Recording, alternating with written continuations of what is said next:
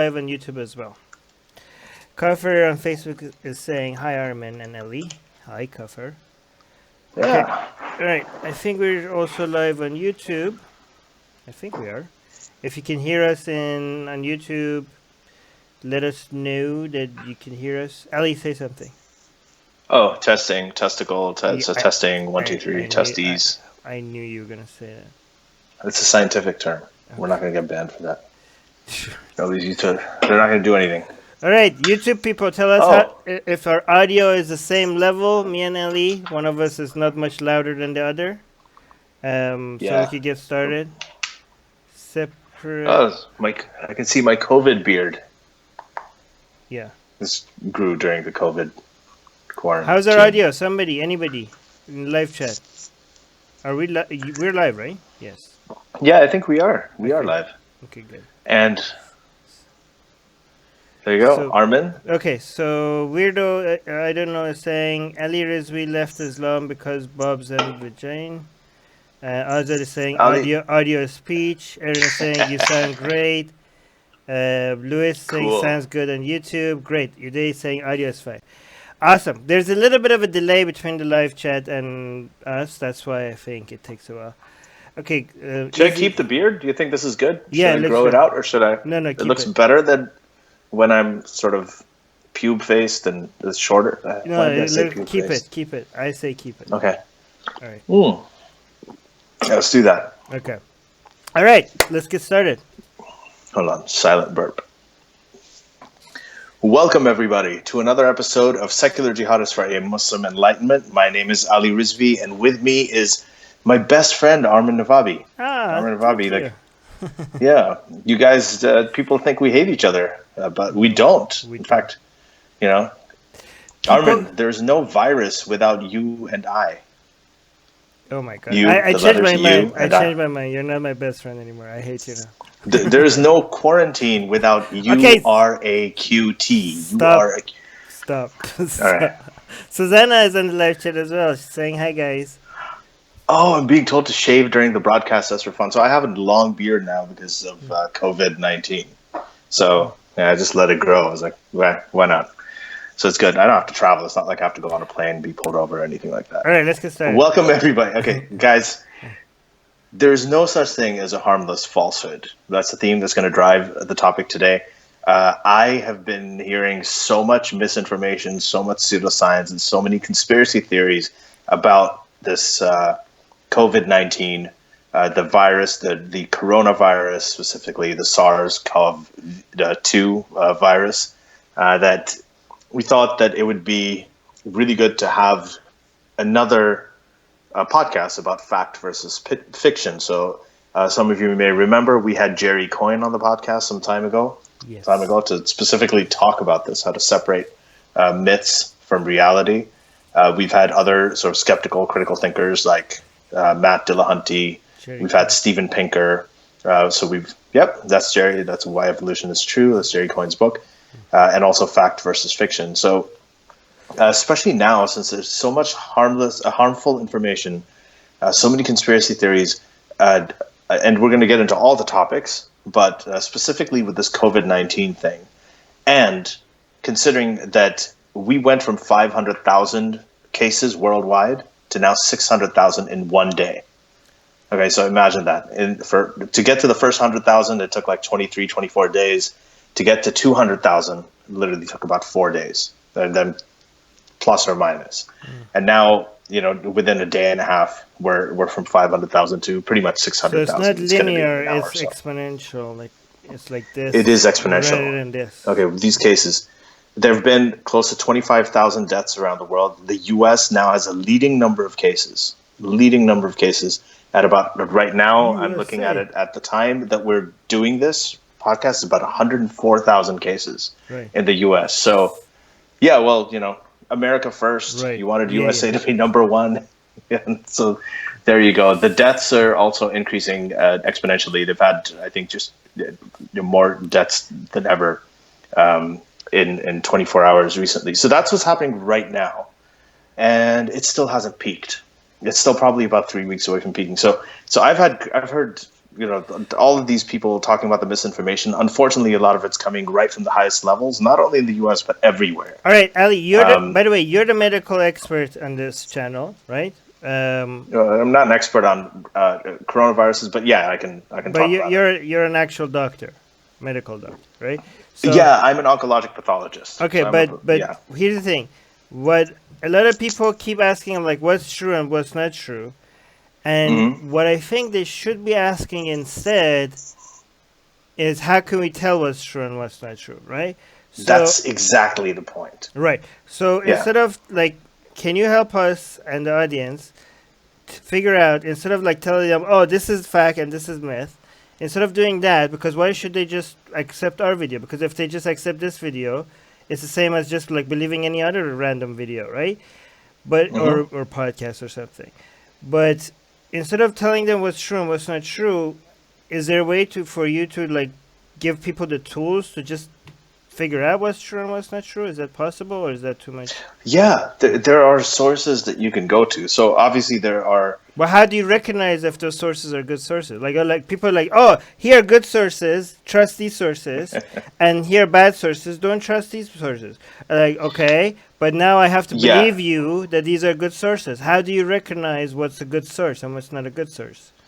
I saw one of my Facebook friends actually posted something like she said that people used to always crap on Wikipedia, that Wikipedia is terrible. They used to make fun of people who used to go to Wikipedia for Oh information. yeah, But no, then but those same people are now circulating all of this information on WhatsApp, like WhatsApp is the Bible, like they're just forwarding hmm, stuff that they're getting about this, and there's all this misinformation circulating there. So one thing I would do is look at the alternative.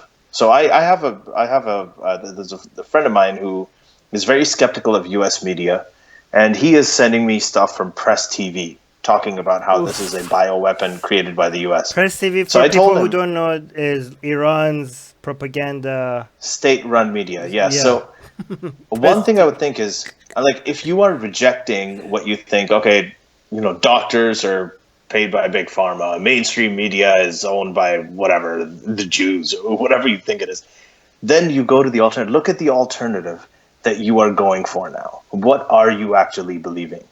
Hmm. Right? Either don't believe any of it, right, and just take whatever precaution you can. Otherwise, look at the alternative. What are you going to go for aside from it? If you're not going to listen to people who have experience and who have credibility on this, and that includes a lot of the healthcare professionals and the scientists, people like Anthony Fauci, who is on the Trump's task force, who's a brilliant guy, he's one of the leading infectious disease experts in the world.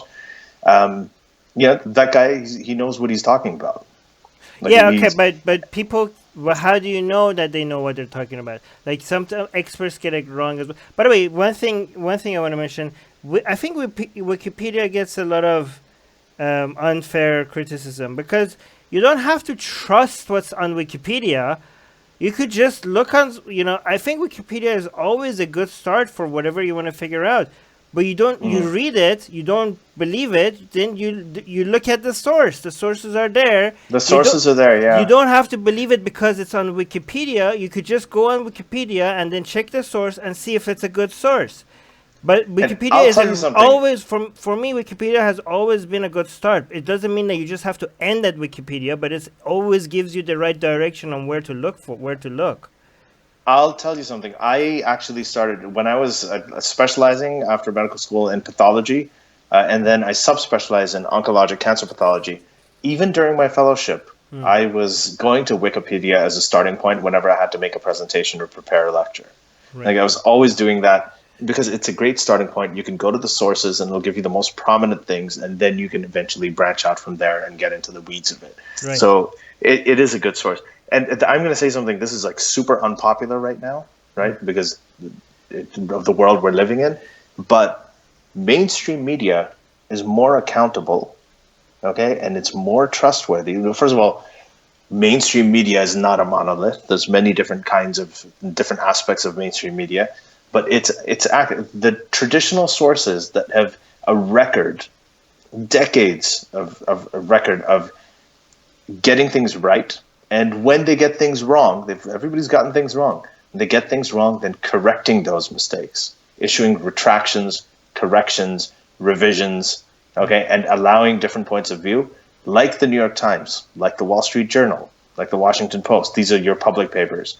Okay, then after that, journals like Well, I mean, Science, mainstream media is Cell, such a general Nature. term. Again, I think like it's same as Wikipedia, right? Right. If you see on CNN, if they invited like a politician to talk to them about scientific stuff, you don't have to believe that politician because why, you know? But if they invite some guy like that works from, Center of Disease Control, you don't be like, oh, it's Hmm. CNN. I'm not gonna believe it. The guest is from the Center of Disease Control, right? Yeah. So, so like And those are like the mainstream websites to media go is to. like such a, you know, it covers a whole. Yeah, it It's doesn't. a You don't. bad term. Yeah, you don't even biased sources like Press TV. I watch them with knowing that there's bias there. That doesn't mean you're not going to learn something from it, but like, you just have to. But again, I always people are like, oh, CNN is biased. Yeah, they're biased towards money. It's much better than you know Yeah. people that are biased towards a A political bias, yeah, a bias having a certain sort of position that a lot of channels and news outlets have, like, New York Times leans liberal, Wall Street Journal, which is just as good, leans a little bit more conservative. Those things are that's very different from people reporting inaccurate information right, and putting out bullshit. Like Fox News. Fox News objectively puts out falsehoods. They've done it repeatedly, right. right? But they're So mainstream as well. CNN, yeah. So CNN, New York Times, and I'll Okay, tell you this. I've written for HuffPost, and I remember I could pretty much get anything published, and that's a very, very liberal channel, right, right? Liberal outlet. And later they started getting a little bit more stringent about fact checking when they got criticism for it, but you could pretty much put anything on there. right, And then I did. I also wrote for CNN.com, right, right. and CNN.com. I think I had a claim. The article was about Raif Badawi in Saudi Arabia, and I had said that they amputate hands for theft, which is a fact. And they kept on. We had a couple of backs and forths about that because they really, really wanted to get a source on it. Right. Like they're so rigorous about stuff that all of us know is true, Okay, but but Ali, they just but yeah. so as a non-scientist, I'll tell you what my method is for a Mhm. non-scientist, and you tell. Before you say that, can I say one more thing? The main thing I wanted to say Mm, about this in terms of sources, the CDC site specifically about this pandemic, CDC, WHO, mm, NIH. Okay, right. those things. Any of the official, the National Institutes of Health, World CDC Health is the Centers for Disease Control and World Health Organization. Prevention, and the WHO is a World Health Organization. Those are the three places to go to get all Right. of your information. So And there you go. so as Yeah. okay, so for somebody that is non-scientist, like if you want to start chasing the sources, you're always going to end up at a research paper, like a medical, research paper. That for a non-scientist, are like, okay, what the hell am I looking at right now anymore, right? So you're always gonna like, if you really want to go to the source and start really digging into whether something is true or not. If you don't have experience going through research papers, you're always gonna end up somewhere that you're not familiar with, and you're not gonna know how good a research paper is compared to another one, and you're just out of your league at that point, right? So for this is a method that I use, and tell me if this is good for somebody that is not a scientist, right? So, if you can't evaluate the evidence directly yourself because you don't have experience, you apply Occam's razor. I think like that. Hmm. That's always the most efficient way of getting at the truth for people that don't have direct access to evidence. If I see somebody from CDC and somebody from WHO, right, and somebody from another like Harvard, they all are, and they are not connected, okay, and they seem to be saying the same thing, and maybe 9 out of 10 of them are saying the same thing without them being connected, without them having different funding, different organizations. One of them might be contradicting the other ones, but 9 of them are saying the same thing. Instead of like he's saying, instead of and they're saying these are the research says this, the science shows this. I'm not going to be able to, honestly. We're not all of the normal people are not going to be able to live their lives going and examining every single claim, right? Or like, should I be brushing my teeth? What should I be eating? You can't just go dig up every goddamn research, or else you would be spending your entire time researching everything before taking a single step, right? So you just apply Occam's razor. You're like, it's very unlikely. I mean, it is still, there's a chance, but chances are that different people in positions, different knowledgeable people, if they're telling me the same thing, the science probably is solid, and that's how I do, like, based on probability, right? Like, it's Yeah. very unlikely that different scientists that are supposed to be credible and very good at their doing are telling me the same thing, but they're all wrong, right? Is Yeah. that a simple way out of it? Yeah, I agree with all of that. Okay, so applying if you can't go directly read medical research, just apply Occam's razor. Is that You good? apply Occam's razor and look at the data. I mean, there's data there. There's previous No, pandemics that happened, no, right? no. But the thing is, instead of looking at but I'm trying to get out of looking at data, okay? Because you're like, here's the thing: you can find data to show anything you want, okay? But we're not good. Like, scientists could read data better than most of us, right? No, I'm talking about historical data. I'm not talking about data right now. No, I'm not okay, talking but I'm about like just saying that whatever your bias is or whatever you want to show, you could go dig data to back it up, right? You could do that. Like, there's so much stuff out there that you can be selective so and you you could can be, like put in pieces, and you skip might see the certain wrong things, and data, and people might be interpreting the data wrong. Instead of, I yeah, look at the data, but I don't trust my interpretation of the data. I also look at people with experience in that field to tell me, okay, like, to me this data seems to suggest this. Is it? I don't know. I look at the experts and they tell me, okay, the data actually does suggest this. Like, okay, I'll go with what you're saying, right? Because looking at data for people that are not good at interpreting data is not always the best idea, right? You have to go yeah. we have to look at people that have spent their entire lives looking at this data and coming up with conclusions based on this data. And I'd also do some self reflection and sort of looking at, okay, what are you going for as an alternative? Because a lot of these people who say, well, no, I don't trust what the scientists say. I don't trust what the history books say. I don't care what the CDC says. These are all mainstream people or But by what's the their hands and blah blah. alternative? But yeah, but then they say they think, then they go to Alex Jones or Dave Rubin or one Right. of these things and they say, well, this is where the real news is coming from. Yeah, That makes no sense. come on. Like, well, some of those people you can't really get through to All right, anyway. But we're going to let's get get to some of really these. basic. Why, like, for people that say, like, I think for most of us, most of our audience are going to be like, well, of course, like, duh. But let's explain this, right? Why is it so obvious to us that people like the scientists and people with the expertise are more reliable sources of information than, like, religious people? And, like, do we just trust science? Do we just trust scientists? Isn't that just as the same as faith? If you just trust people that are telling you something and you Yeah, just that's a accept, question, everybody. right? So Yeah. the answer to that to me is a Bible verse. You know them by the fruits of their labor, right? It's the easiest way to, as a non-scientist, to know that are the people that are telling you who's telling you the truth is the people that manage to produce. There's two ways, right? The people that produce things that work based on their knowledge must know something about how things work, or else the things that they were producing wouldn't be working, right? This is very simple. You don't have to be a scientist to figure this out, right? Right. Yeah. And also, if you predict things accurately, right?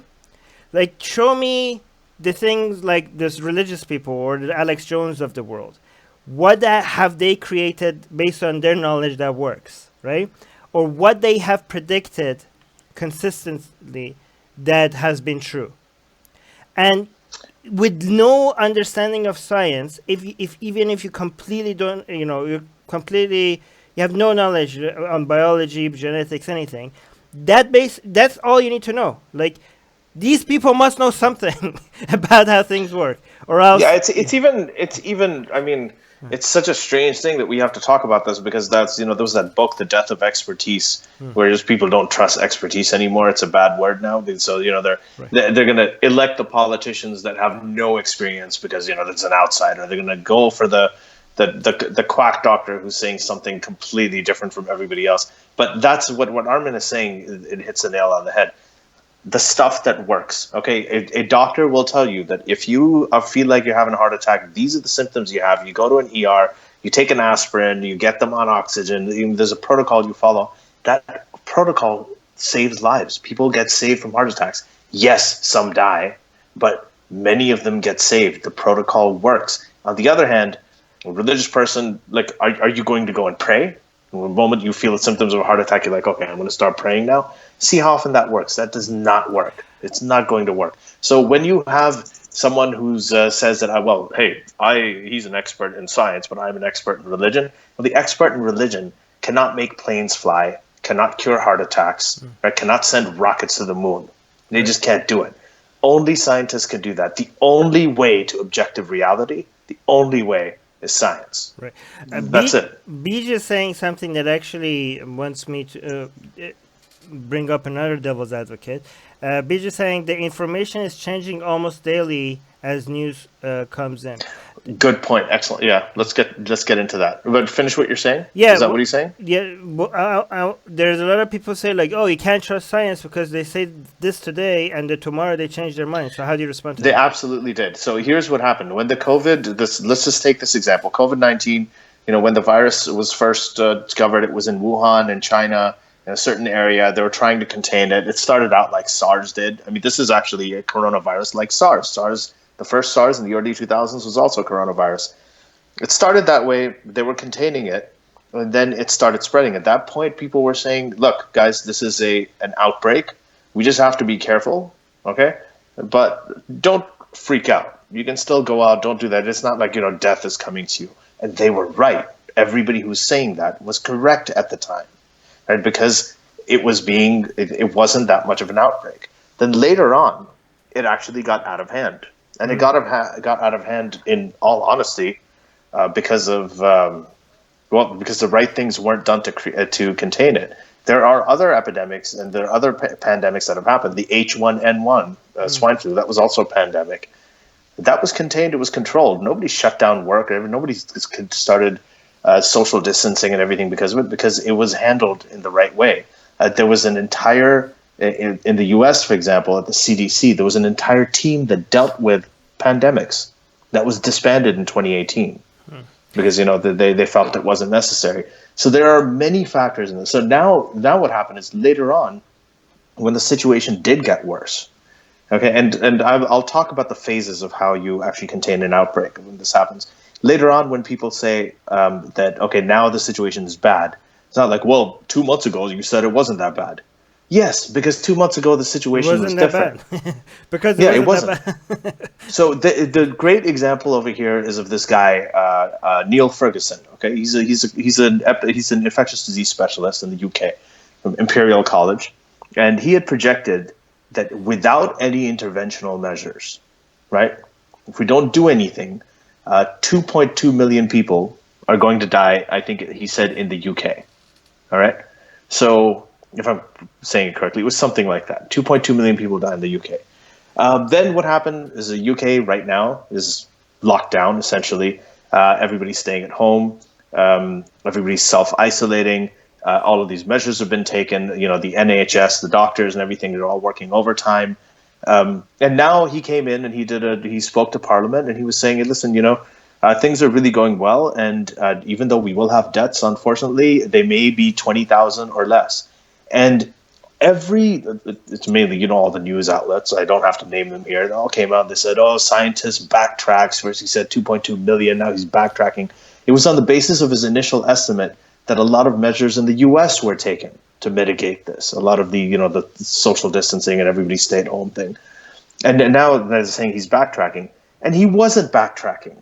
At that point, he said, if we don't do anything. Since then, a lot of extreme measures have been taken. Entire businesses have been shut down. People are But locked in their sometimes they homes. get things wrong as well. I mean, that's just the nature of being They science. absolutely. Science is not infallible. That is one of the beautiful things about it. Is that you don't have to consider it to be infallible. You don't have to discredit the whole thing if it gets one thing wrong. And when it does get things wrong, it corrects for them. Okay, Newton was wrong for 300 years about his theory of gravity. Like his theory of gravity, which actually For 300 years? Pretty much 300 years before Einstein came around. Oh, it was about 300 years, right? Yeah. So, because obviously so he didn't. Newton I had. don't think he lived that long, but okay. Now he was right about most of it, but he also thought that the universe was static. Even though they did the calculations for the travel to the moon based on Newton's theory of gravity, it still wasn't completely correct. Then now, when Einstein comes up with the general theory of relativity, which is the correct theory of gravity that we have right now. Who knows if it'll change after 300 years? But right now, okay. that's how science works. So Ali, let's get into some conspiracy. You correct things. Let's get into some conspiracy theories. But before I do that, let me just tell you what I think about what you just said. The way I look at it is scientists change their opinions for two reasons: either because reality has changed, or because our understanding of reality has improved. Right? Mm-hmm. And for this corona thing, it's mostly because reality changed. Like, not because, like, it became a bigger deal.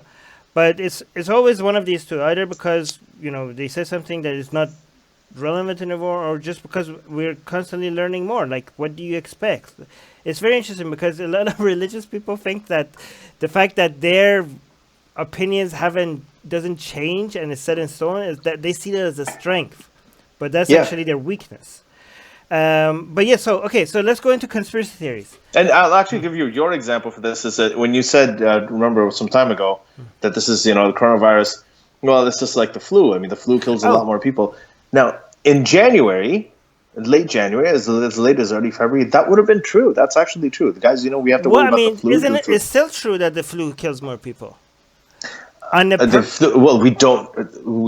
kills. The flu in the past has killed more people because this thing hasn't really taken off yet. Yeah, exactly. Sure, but so the idea that let me finish what I'm saying. If you're saying that the flu is more dangerous, that's not true because this thing is 10 times more transmissible. And it has a much higher mortality. So here's the thing.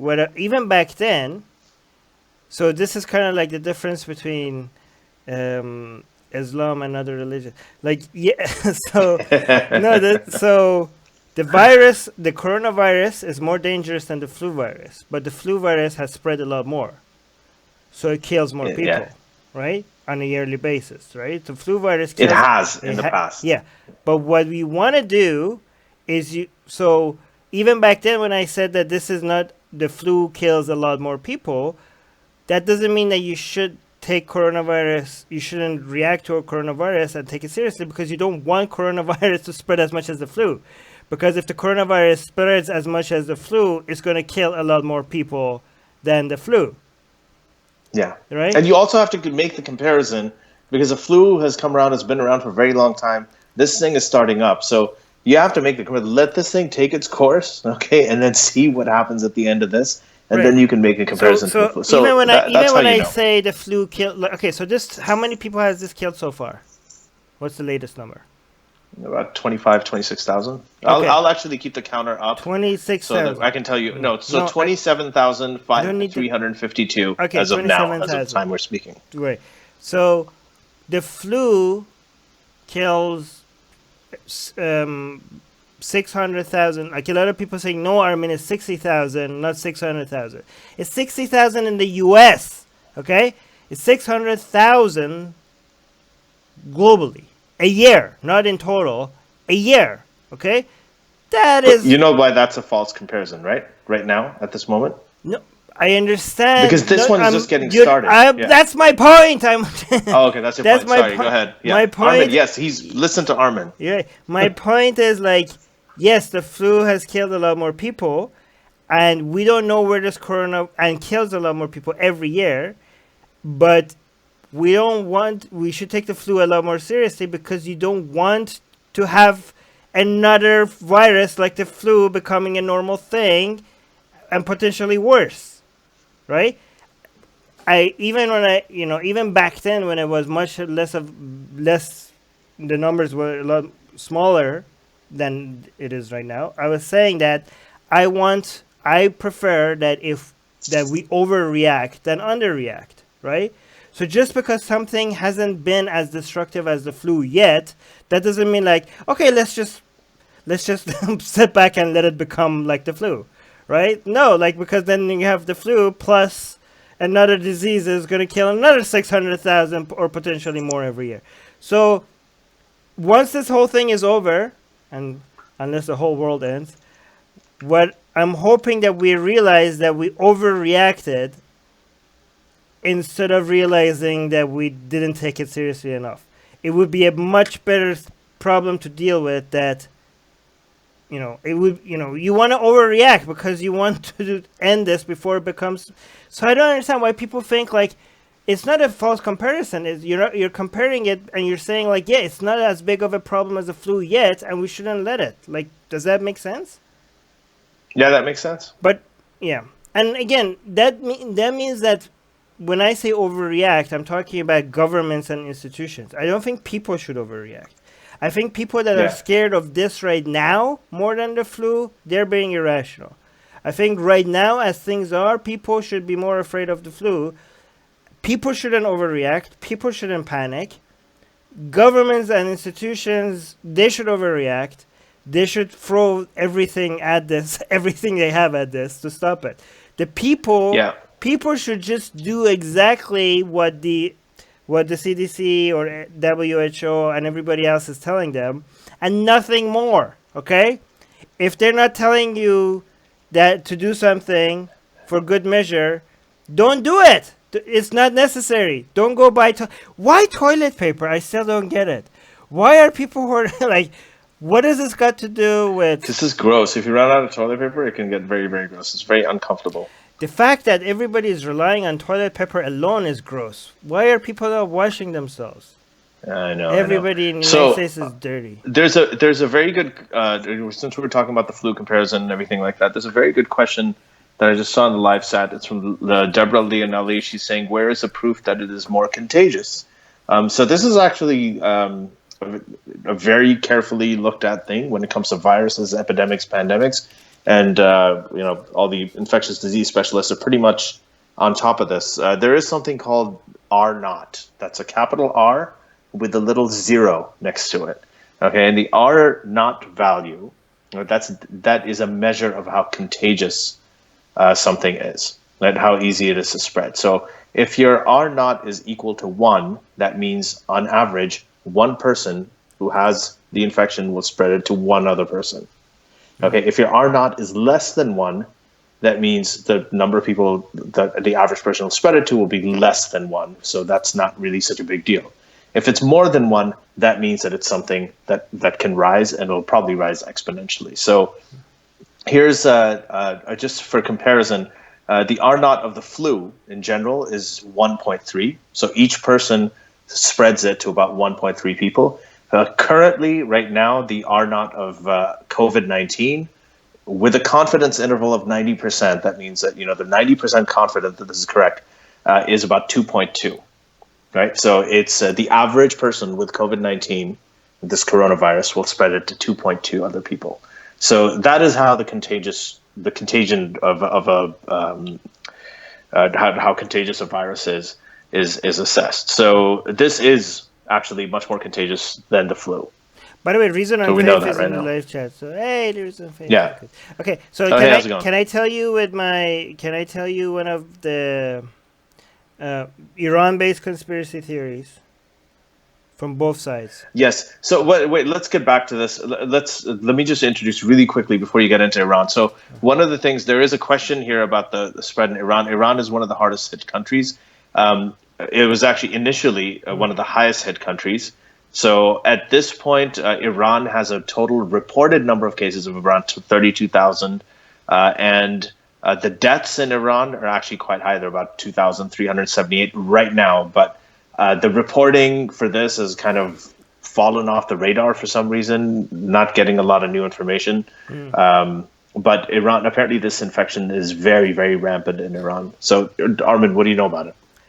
Well, okay. So first, the conspiracy theory in Iran is actually. You could tell me a little bit about other conspiracy theories once we're done with Iran.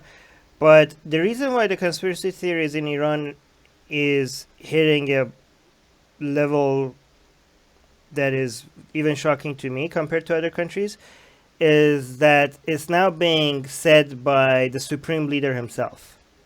The idea that the coronavirus was invented by the United States to target Iran, that is some conspiracy theory that I expect from religious people in Iran. But I did not expect ever, and I know a lot of people think like, oh well, of course they're religious, they're all dumb. This is not something I expected. I did not expect the supreme leader to say that. That is Yes, and shocking. we're going to get into that as well. We're going to totally debunk that. Right. But go So ahead. so the understanding is, and he kind of said like this is the accusation, but he said it. Okay, even though he said this is an accusation, he said it at his New Year. Like we just had the Iranian New Year, which is was the worst New Year ever because all celebrations and travels were supposed to be canceled. And just by the way, let's blame the Iranian people as well, not just the government. Okay, because the Iranian people, a lot of them decided to travel anyways. Let's not always be like, oh, Iranian people are good people and the government is all the bad. No, a lot of Iranian people decided to not, not accept any of the warnings and travel, and so a lot of people are in the streets, and so it's stupid.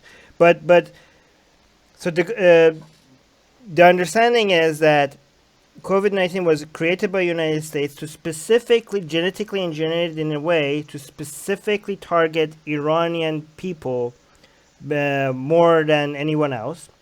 And they think the reason why Italy got it as well is because Italians are close genetically to Iranian, which I didn't know. I don't think that's true, but that's their excuse. And now that United States is the number one country in the coronavirus, their excuse, I haven't heard this yet, but I'm predicting that their excuse is going to be that God is, making their plans backfire on them because God is the best deceiver of all. So they wanted to use the weapon against the Iranians, but it backfired on them, right? And the sad thing about that is that as soon as Khamenei, the supreme leader, said that, they started kicking out Doctors Without Borders that was coming from France to Iran to help with coronavirus, and they accused them of being spies to come investigate how good the coronavirus is actually hurting Iran, and maybe to spread it even more. So you had people coming in with tents and masks and all the things that Iranian people might need to help out, and they kicked them out of the country. Like, no, so you know how there are Doctors Without Borders, but the hashtag that was trending in Persian by a lot of pro-government people was Spies Without Borders, to refer to the case, and they were so happy that the government kicked him out. So we're dealing with that.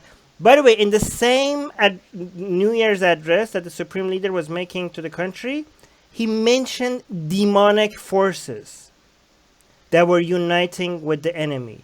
Honestly, this is the most crazy he has ever been. Like, I never seen this Khamenei like this before, because Khamenei, to me, he was always like, yeah, religious, but strategic religious, right? I think something is happening to him. I don't know. He's becoming more superstitious.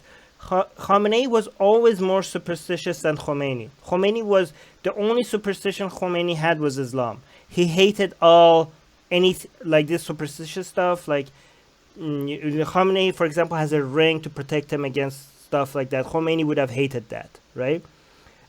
Curses, bad spirits, and stuff. So did Frodo Baggins. I mean, Frodo. Okay, anyway, all right. Khomeini was never into these things. Frodo and Khamenei. All right, stop it. Khamenei seems to be a lot more superstitious, but he was never outspoken about them. And now I think, I don't know, if he's getting older, he's becoming more he was always paranoid. He was always paranoid, but he's becoming even more paranoid. He's mentioning, I don't know where his advisors might have changed, or he's watching some YouTube videos that I've been watching, because I know where these voices that come up with these conspiracies are. I watch them, so they're becoming more and more sophisticated, and Khamenei is giving in to them as well. So this is crazy, and a whole bunch of other things that were happening. More Islamic type of conspiracies is that that the whole coronavirus thing was started spreading in Iran in Qom.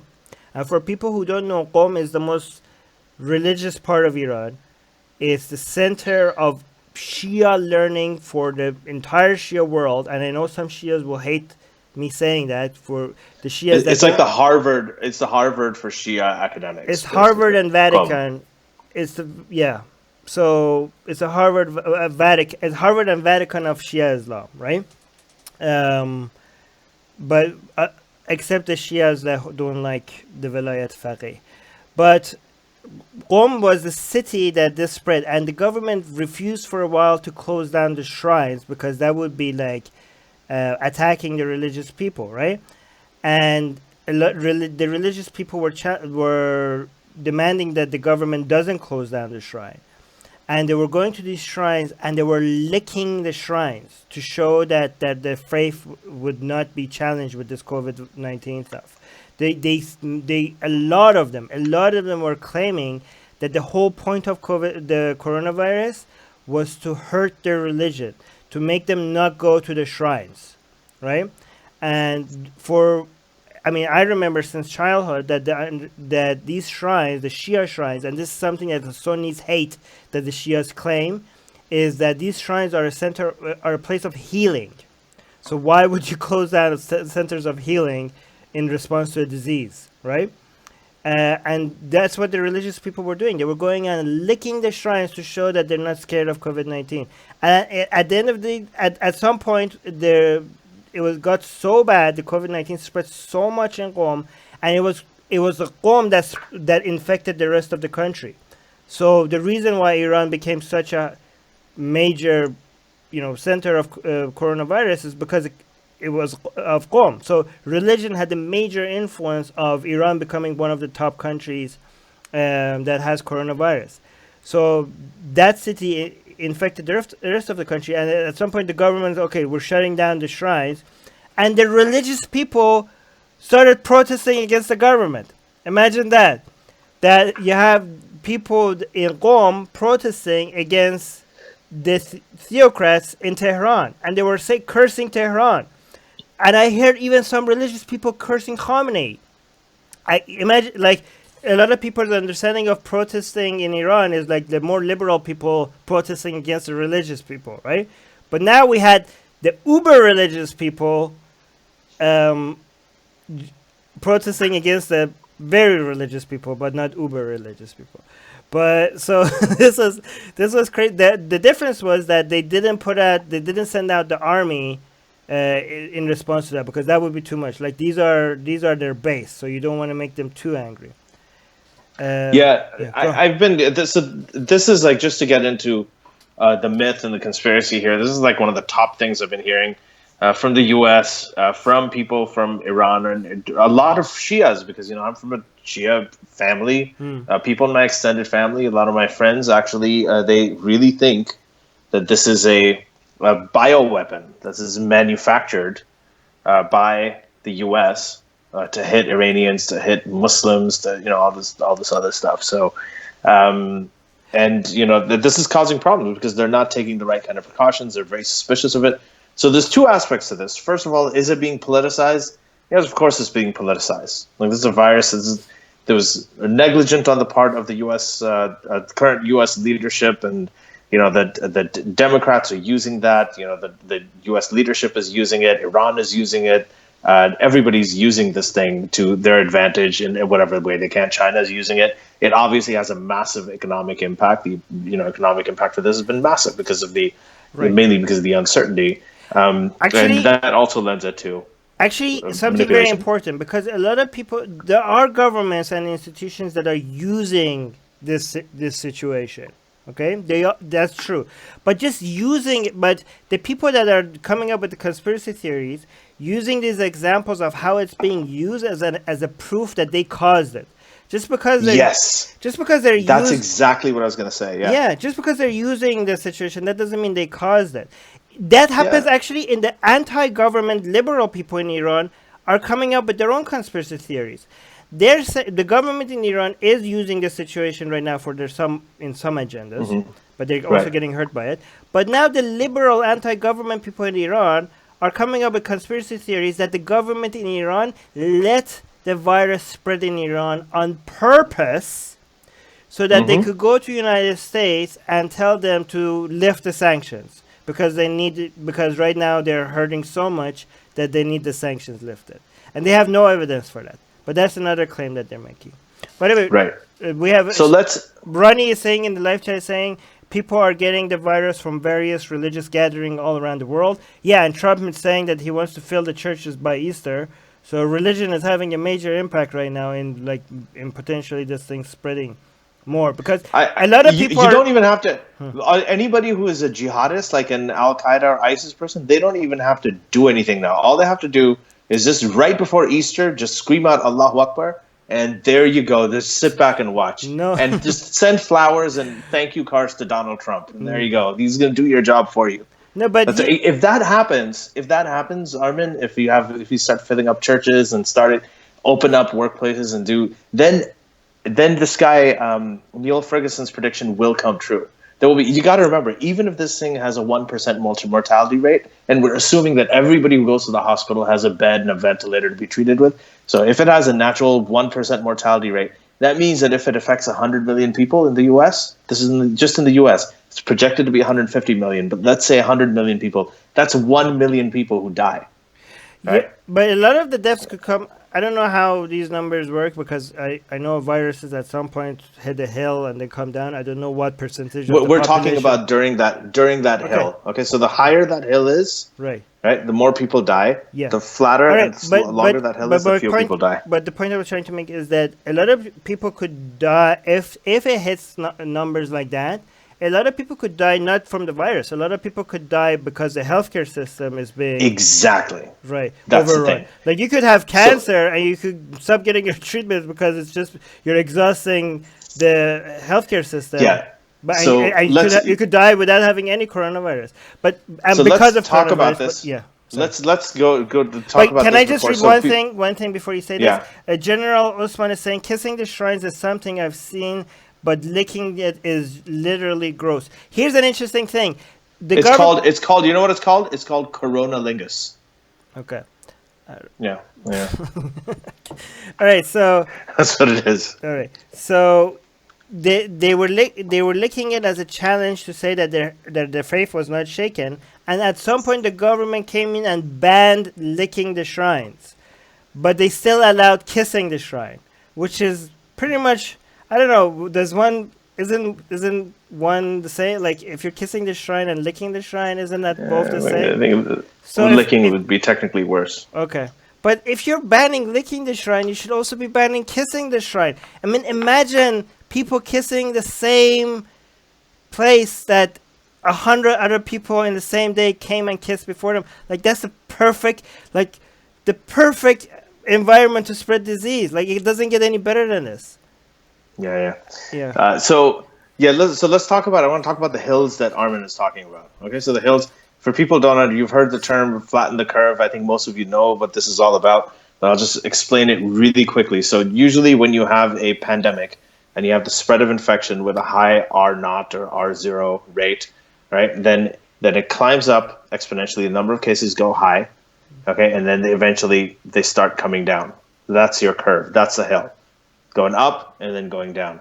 Now, the key thing to remember here is hospital capacity. How many doctors you have, how many hospital beds you have, how many hospitals you have, how many ventilators and supportive, equipment and everything that you have, and whether the number of patients that are infected are going to outnumber the facilities that you have, or vice versa. And so that's the important thing. Now, if your hill is taller than that hospital threshold, right? then the mortality is going to increase, because you're not going to have people dying just because the virus infection killed them. You're going to have people's deaths that are going to be preventable deaths. They didn't have to die, but they only died because they didn't have access to healthcare, because all of the beds were full, all of the doctors were busy, there was no hospital capacity to take care of them. So in effect, you can have a 1% mortality rate for a virus, okay? And then that mortality rate, if you don't do anything and you just let the thing spread naturally, it overwhelms hospital capacity, and that mortality rate can go up to 3, 4, 5, 10%. So you can have a lot more people dying than they would die with the virus, just if it was left up to its own devices. So what do? There are different ways to control this. There's different phases. So the first one is containment. You can contain the virus. This is what they tried to do in Wuhan. Singapore did a very good job of this. They didn't have to close any schools or anything like that. Is that right when an outbreak happens, right? You grab the person, or you have a new virus. Okay, it's transmissible. You get the person, find out everybody they contacted. You do contact tracing, so you find out them, who they contacted, and then you isolate all of them. And then you contain, eventually, if it's a small number of people, you can contain it so it doesn't spread out from beyond where it started. Now, if that doesn't work, if the number goes out of control, there's too many people infected and it's impossible to contain, then you move into the mitigation phase. The mitigation phase is when everybody practices self-isolation. You avoid being in large groups. You avoid going to concerts and go to arenas and things like that. You start working from home if you can, and so on. And that's your second phase. And what that does is it slows the spread. So the virus will still spread, but if you have fewer people moving around and interacting with other people, the spread will be slow. It'll be over a longer period of time, right? But it'll be slow and it'll be more controllable. And it's not going to go above that threshold of hospital capacity. So everybody who needs care over an extended period of time will be able to get it in a way that you wouldn't otherwise. And then eventually, if you're past that stage and that's not working, then you go into what's called suppression. That is, you bring in lockdowns, it's complete lockdowns. Sometimes they'll bring in martial law to make sure that nobody goes outside. In India, what they're doing is India's on national lockdown, 1.3 billion people. When people go outside the house, if the police catches them, they make them do squats. It's like making them do push-ups and things. That's the kind of stuff that they're doing. They're doing whatever they can to keep them inside. So that's kind of that's how this whole thing works. And so that's why they're saying flatten the curve. Flatten the curve means stay inside, restrict your interaction with other people severely, like severe restriction, and then ride it out for a few weeks until that peak, until it climbs the peak. I don't know if hits people and comes understand down. how significant that is, because people think like, oh yeah, this is just maybe a good idea. Like this is how, like people staying in and not coming out is going to be the difference between this is becoming a major world catastrophe or not. Like that is. That's absolutely, yeah. It's actually true. Yeah. That is what. I mean, think about what that Imperial College researcher said. What Neil Friggin said. He projected 2.2 million deaths if nothing was done. And now that social distancing measures have been implemented in the UK, right, and everybody is staying at home, right? He's saying that based on this, now the trajectory looks like it's going to be 20,000 or less deaths. That is exactly, that's not backtracking. He's not going back on his word.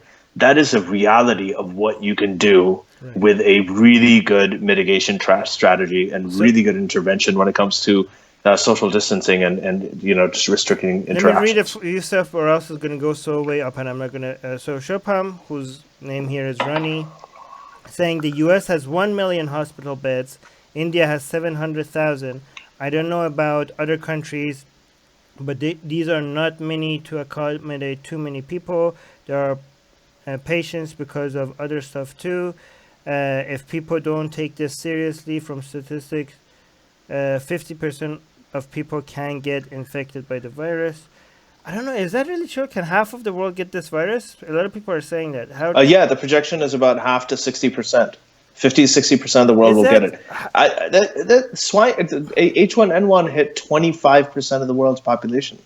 Like, we don't realize this, but that's exactly how it happened. I mean, this stuff is, look, these things, you didn't notice this because this was handled well. People talk about, Obama and the H1N1 flu. Like, there was Zika, there was H1N1, there was Ebola, there were all of these outbreaks that happened in the past. But leadership is so important. If you have the right leadership, right, you can contain these things. You can control them. Not a single school had to be shut down. Nobody had to work from. None of that stuff had to happen. You didn't need any social distancing because it was handled well.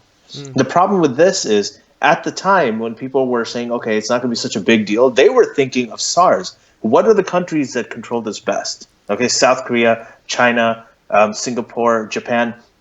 These are Taiwan. These are the places that controlled it best. Why? Because these were the countries that were hit with SARS in 2001, 2002, Hey, 2000, like around actually, that I have a time. theory. And they knew, so they knew that they weren't overreacting. Like nobody saw, okay, this is an overreaction. You guys are going crazy. They knew that it didn't happen because they got screwed before. Okay, Ali, Right? I have a hot take that could be very controversial. Okay, and Is tell me. that the only reason you're saying it, or you say No, this no, no. also I have some am substance to it? no, no. It has some it has a lot of substance. Okay. I don't know. You tell me. Actually, you're the doctor. Okay. um, I think it might be true that this coronavirus was a good thing that happened because it's going to save a lot of lives. And here's why. Okay. And a lot of people are going to hate me for saying this because I'm saying coronavirus is a good thing. This could act like a vaccine to countries, not to bodies, but to societies. Because exactly like you said. So this coronavirus might wake up a lot of countries to realize that they're not prepared for diseases, right? And after we get rid of this, a lot of things might change in many countries so that next time something like this happens, they're more prepared. So maybe because of coronavirus, the world is going to be ready for something a lot worse than coronavirus. So That applies to pretty much every mass death there is. So, for instance, you so it's like a have vaccine, but vaccine for societies instead of a body. well, so was 9/11, so was the Oh. Holocaust. Like a lot of these things were vaccines for society because after that, what did you have? Never forget, never let this happen again. Increase like homeland security measures, do improve Wait, are TSA you saying screening. Holocaust was a good thing? Is that what you're saying? Good try. Good try. See, he's trying to he's trying to make sure that he's not the only one who thinks this. Um, but anyway, so let's get to the next thing. So we Okay, His talked about. Holiness. By the way, some people are asking questions without tagging secular judges. I might miss them. His Holiness. Please do that. Yeah. His Holiness saying, as a couple of ex-Muslims, can you offer your thoughts on Zamzam water and how people who believe in that endanger their health? Okay, that's not. We could talk about that on our Q&A next week, because that's Yeah. not very relevant to this show. Soraya saying, hi Armin Ali. At least your countries are having true numbers. Indian government is hiding numbers and not Good. Yeah. providing testing kits. Actually, I don't know if Iran is providing true That's numbers. a good question. So I talked to a contact in Pakistan recently, and he was telling me, he's like, this is insane. There's less than 1,000 cases reported in Pakistan, very few deaths, but the chances are there are probably hundreds of thousands of cases in Pakistan right now. Now, what happened here in Canada when they said that, okay, everybody has to stay at home, we have to shut down all the businesses. The governor came out with a premier here for the province, came out, the prime minister, they sent out aid packages. You're going to get this compensation, this for your children, this is how much money you're going to get. They're promising all of these things for you, employment insurance for everybody, the rent freezes. Same thing in the U.S. That's what all the Western countries can do. Pakistan can't do that. They can't tell everybody, hey, listen, everybody go into lockdown, lose your job, stop working. Everybody over there pays, like most people have hourly, wages that they get, right? That's the kind of work that they do. If they don't work, they don't get paid, and there's no guarantee. The government can't pay them anything. The same thing goes for India. Modi, though, has done it. Modi has said, hey, stay in your homes, to his credit. It's and unfortunately he isn't going to compensate probably a lot of people for it, and neither can Pakistan. The other thing is Pakistan had a lot of people come in from Iran. A lot of Shias, our brothers and sisters, Armin, were in Iran to do ziyarah and to do tours of all of the holy sites there. They came right back into Pakistan, neighboring country, easily, no issue, and they're walking around and they probably had coronavirus. They're probably spreading it to people. The other thing is, the third factor, in places like Pakistan, in the rural areas, we're not talking about people like me or other Pakistanis who are relatively like middle class or well off, but a lot of the poor people, to get a death certificate, if you die, to get a death certificate and record a death, you have to go to this office, you have to wait in line, you have to pay thousands of rupees. You have to pay money to get a death certificate. So a lot of deaths in Pakistan aren't recorded at all, not at all. And people just think that they're dying of pneumonia, which is common over there. People die of infectious diseases all the time, and their deaths aren't being reported. Like, people don't care. So this thing is probably spreading like wildfire in India and Pakistan, which is probably why India took such drastic measures, despite the fact that they don't really have an officially reported high number of cases right now, and it doesn't look like it's growing that much from the official numbers. But chances are the official numbers are probably many, many, many, many fold. The actual numbers are many, many fold higher than the official numbers You that are out mentioned there. Pakistan. We have another comment about Pakistan. Azad is Right. saying Prime Minister of Pakistan Imran Khan said recently that the Pakistani hot weather will take care of it. How true is that? Do we know anything about the seasonal nature of COVID-19? I saw a study that was suggesting that it's not just temperature; it's temperature and humidity combined that has an effect It's on There's where. no evidence of this No. for this coronavirus. There's absolutely none, because that varies for viruses. There are many viruses that thrive in the winter. There's many viruses that thrive in the summer. There's some viruses that are good throughout the year. Okay, so some examples. First of all, this is affecting more people in the northern hemisphere than the southern hemisphere. But you are getting cases in Australia. You are getting cases in the southern hemisphere, in places like Southeast Asia. So we don't know if the temperature has an effect. It probably doesn't have that much of an effect. Now, in the summer, when the weather gets warmer, or if it gets more humid, whatever, if it starts ebbing a little bit and it's not as high, and some of it starts, there's less of an effect. That's a possibility. That happened in 1918 with the flu epidemic that happened in 1918, which was also a strain of H1N1. And in the summer, the warmer months, it ebbed, right? And it wasn't as active. But then it came back in the fall, in the winter months, and it came back worse than ever before. And it took everybody by surprise, and it took them by surprise when they'd let their guard down. They're like, oh, this is over. It's okay. Everything's good. We can just do whatever we want to right now. And they had a lot of, social distancing and those measures happening then too.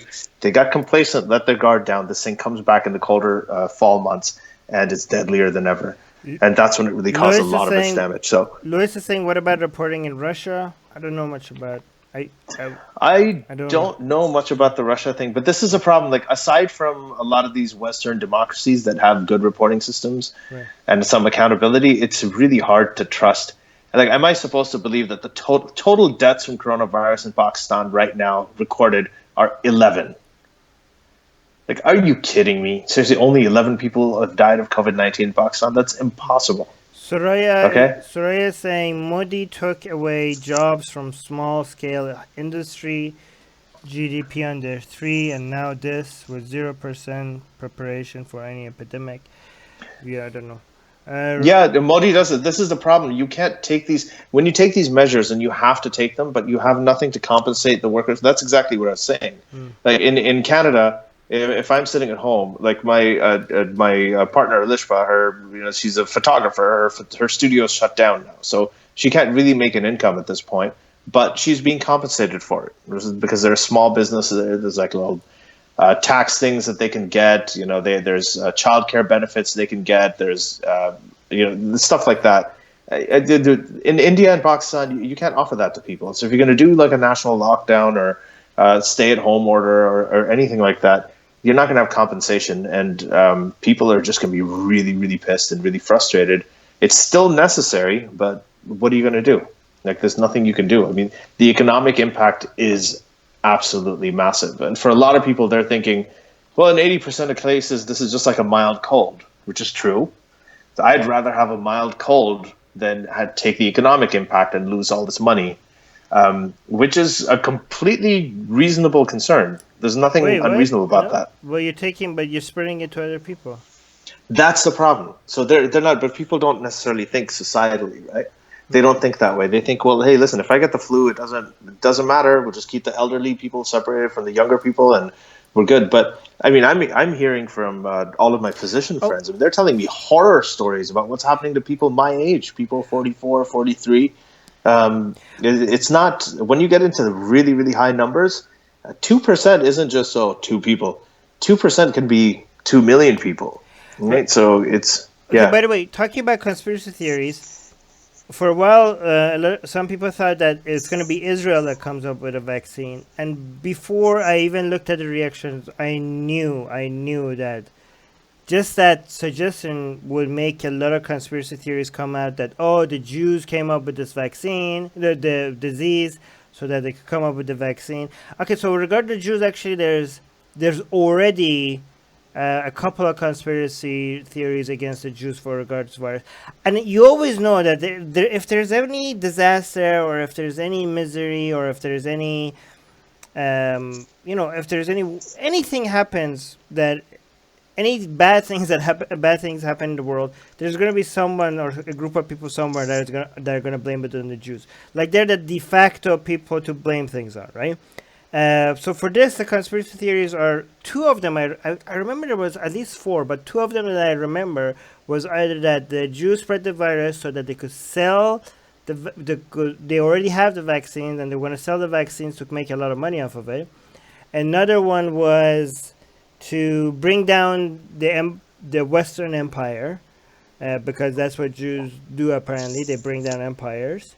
I mean, a lot of alt right wing people, not right wing, far right wing people believe that all like most empires fail because of the Jews, and the whole idea Jews are that's what they do. They bring down empires, and right now the empire that they're trying to bring down is the West, right? Well, did you hear And about those sort of like the far right what was the third one? people going into delis, into kosher delis, and just coughing on all the food Oof. because they want to spread. Oh yeah, it's happening. Stuff is happening. So there is this always comes around. So there's a lot of racism right now happening against Asian Americans, which is actually not very common otherwise. But right now, it's the incidents have been like they're going through the roof. There's obviously a lot of anti-Semitism happening. But let's get into. Can we get into this idea about why this virus cannot be man-made? Like, there's no Right. way Well, can I this can virus can. actually now if I want to talk about that, the conspiracy theory that tell me why it's not man-made. But even if it was man-made, a lot of people are suggesting that it was engineered to target the Persian race, right? And that is even Mm. more outrageous because the virus, the part of the DNA that the virus controls, is the same among all ethnicities. Yeah, So, so it's you complete. So I'm going to actually talk about this. I'll make it brief, but I'll talk about it in a little bit of detail so you can understand why it is impossible. It's right? impossible. This cannot have been man-made. This Okay. virus naturally evolved. Now, if you don't believe in evolution, that's a whole different thing. I probably can't get through to you, Yeah. right? But okay, so first of all, the very basic thing that I think everybody's going to get, right? This is a novel virus. It's a new virus. It's a new species that came out. It wasn't named. Everybody was calling it a coronavirus. Coronavirus is just a general category of viruses. The SARS virus was a coronavirus. The MERS, the Middle Eastern virus, was a coronavirus.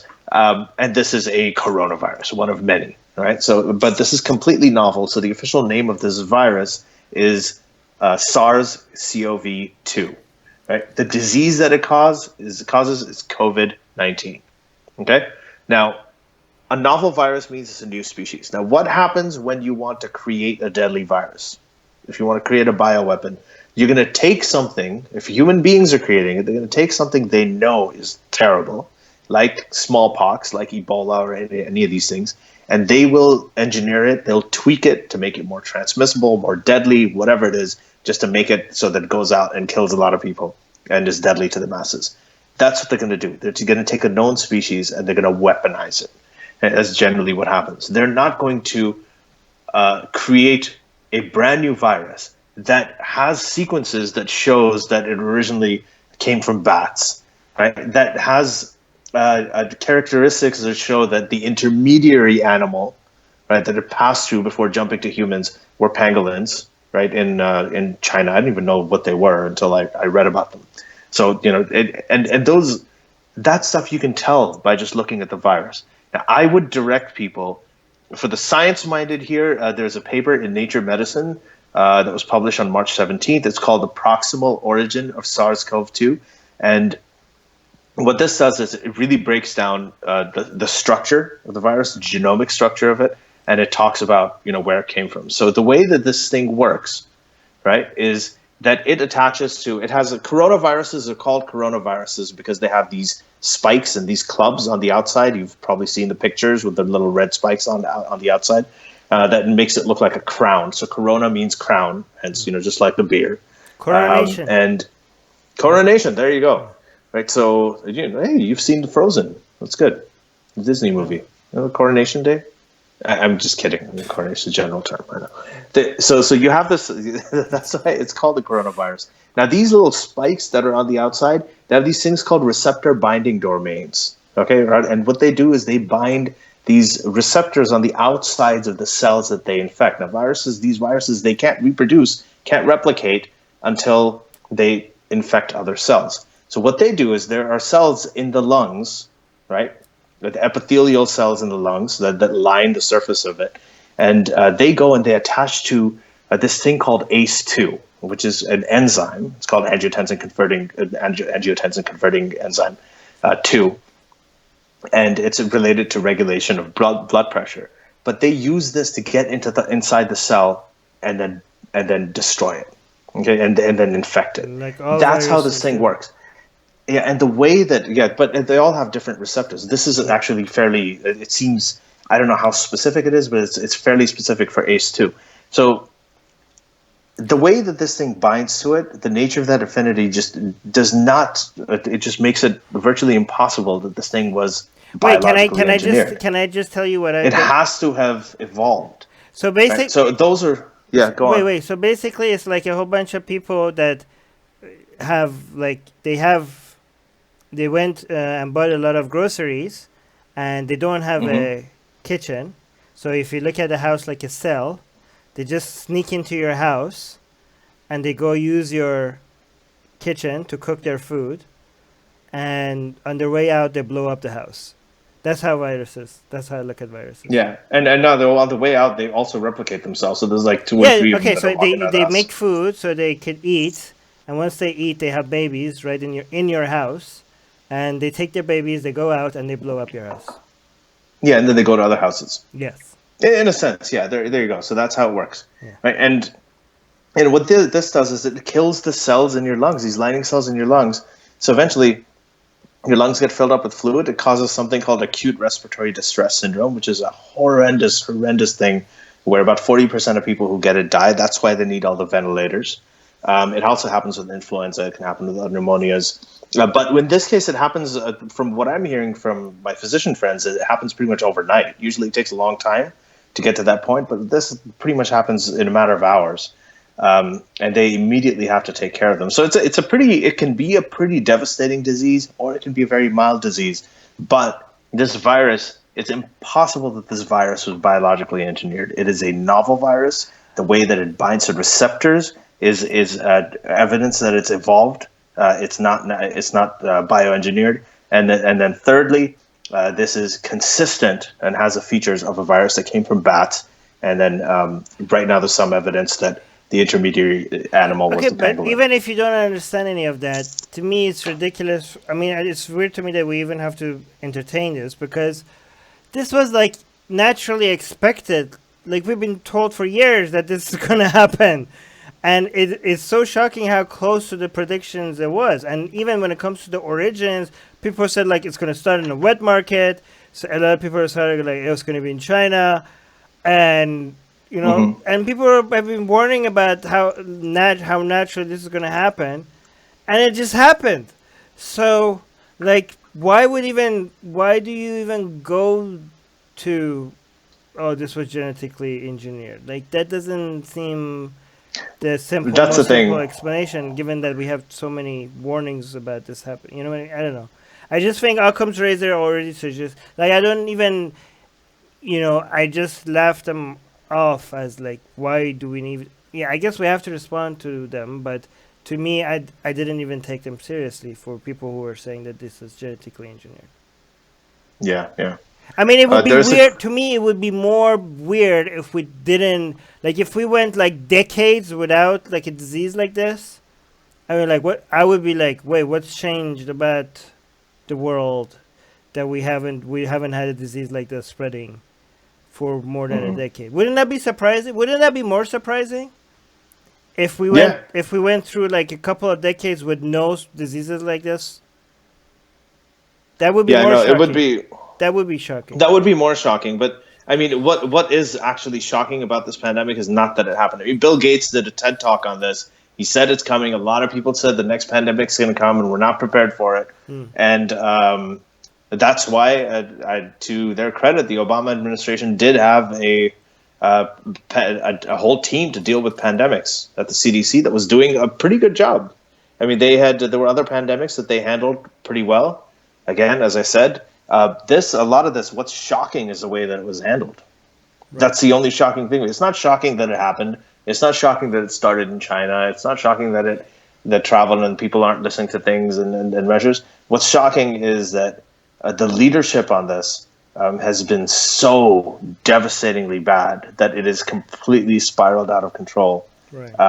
And people are going to pay for it. The economy is going to pay for it. I mean, you're going to have this thing. Once that hill that Armin's talking about is flattened, and once it's over, and we're all back to work and all that, the economic impact of this isn't going to just. There are going to be entire industries that are going to go down.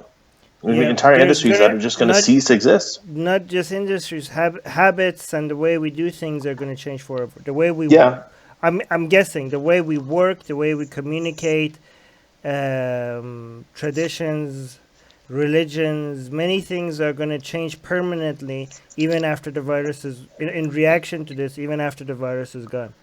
yeah. If So there's actually a question on this. And somebody was actually listening to me when I was talking about the ACE2. Is Faraz Fuku's asking, hey, one question: are people who use ACE inhibitors at a higher risk for COVID-19? So ACE inhibitors, right? There are drugs that inhibit angiotensin two converting, like converting enzyme ACE2. Sorry, ACE. There's ACE1 and there's ACE2. So I apologize if I misspoke earlier. So if they take this as a way to regulate their blood pressure and keep their blood pressure under control. So right now, I don't think there's any really hard evidence yet that it's a higher risk or can aggravate it. But there are some studies that I've seen that say that when you when you give ACE inhibitors, these people have higher expression of the ACE2 protein, which is what this coronavirus targets. So they may have more ACE2 receptor, more ways to get into the cells. There are more doorways, right, for this coronavirus to get into cells. So it can actually, if people who take ACE inhibitors, their disease may be aggravated because of the ACE inhibitors that they're taking. But again, I don't know how much data there is on that. Keep reading, back and forth, but it does make sense that people with ACE inhibitors wouldn't be at necessarily high risk for it, but would be at higher risk to have more severe disease and worse disease. His Holiness is asking, what are your but that's their username, by the way. I'm not. What are your thoughts on Donald Trump shutting down the pandemic response team that Obama set up? That's what I'm saying. Okay, think about what happened with the Obama, and I've repeated this twice already, so I'm only going to say it very briefly now. Is think about what the Obama administration went through with Zika, with H1N1, the swine flu, which was a serious pandemic that affected about 25% of the world's population. Right? Do you remember the schools closing? Do you remember having to leave your job and working from home? Do you remember social isolation, staying 6 feet away from people, or having to find masks, hospitals running out of ventilators? You don't remember it because it didn't happen. It's because he had this pandemic task force in the CDC. They were handling their job. They knew how to deal with Why these did they things. remove them? Like, I mean, why did they remove them? It didn't cost that much. Apparently, it did. So it cut down. I mean, the Trump administration came and removed it. The pandemic task force. So that was a big thing. And yes, the H1N1 Was it was different actually a from this. cost-cutting But thing or an Obama removing thing? I have no idea Like what it it doesn't was. make I don't sense. know. Like even for Trump, like it's not like okay, Trump as much as bad as he is not like let me hurt people or like let me like spread disease in the United States. I still don't, like it must be there must be something that we I'm don't gonna know. I gotta say something, and this is obviously everybody knows where I stand on this, but it's just complete idiocy. And I'll give you an example of how these people think. So Sarah Palin once talked about how she has a child who's got Down syndrome, and she was saying that diseases. She was talking about how instead of doing research on autism, they're doing research on fruit flies. She was talking about like they research on fruit flies. The fruit flies are Drosophila. Drosophila is a fruit fly that a lot of genetics research is done on. A lot of the insights we have about autism and a wide variety of diseases comes from the understanding we have of genetics because of Drosophila flies. So they don't understand this. So he probably just thought, pandemic? What pandemic? We're not going to have that, like big disease that kills millions of people. This isn't science fiction. That's only in the movies. We're going to cut it down. I'll bet you anything that that's probably the kind of thinking that went into it. And similar to, when they just look at flies, what are we going to learn about genetics from flies? Which then the answer is everything, because they have a very small number of chromosomes. They're very easy to study, and they've been a treasure trove of information in the research world when it comes to our understanding of genetics today. So So they don't understand this stuff. They just don't get it. Soraya is It's saying also one last thing. It's also why CERN, the people who did the Large Hadron Collider, yes, it's yes, also the reason why it's in Europe and it's not in the U.S. right. Right? That's also another reason, because the U.S. just didn't see, like, what's the Oh, point? Why do you oh, want to by the see way, what happens if okay, so protons before collide I read together? Soraya's comment, which is another conspiracy theory, I'm gonna tell you guys. I've been looking at. I consume a lot of content from every side, and everybody is trying to, put their own twist on the whole Corona thing. Like the communists have their own version of looking at this. The far right. I haven't seen any far left takes on like that is different from other people from this. But the Muslims, the Christians, the Shias, the Sunnis, the but also just to be fair, atheists are responding to the religious stupidity on this whole coronavirus issue. So everybody is just looking at this whole coronavirus thing with their own, glasses. So Soraya is saying maybe someone took these predictions seriously enough and genetically engineered it to flourish capitalists. I haven't seen any rich person badly impacted yet. First of all, First of all, there are rich people impacted. Second of all, this has been the worst nightmare for capitalists. What are you talking about, Soraya? Like, seeing the economy, this has yeah, been a night. sorry, Like I feel, the capitalists are like crying every night, going to the hotel industry, Hilton might be gone after this whole thing. In a year right. and a half, Hilton may Airlines not are exist. gone. People are. Trump's hotels will be gone. Like a lot of airlines will cease to exist. How Some of them could will this? stay afloat, but yeah, No, yeah, it's it Soraya, this is, cannot be. and the other thing is, Yeah, yeah. sorry, I don't know if you saw what we were talking about earlier, but it's impossible that this thing was genetically engineered. You don't have to. You can watch all the YouTube videos you want saying that it was genetically engineered and created by humans, but the only thing that you need to do to know that it wasn't is just look at the virus structure and look at the genome. That's it. That's all you got to do, and you're gonna know it wasn't. That's You it. know It's simple as that. who is actually enjoying?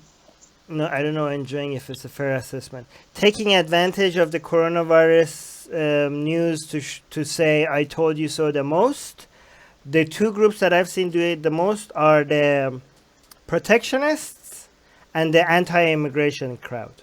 Okay, they're saying like, look, this is why a lot of people are saying this is why we need borders, right? Or like, look, and they're like, oh, look, the European Union, they remove borders, but look, now they're enforcing the borders harder than anyone before.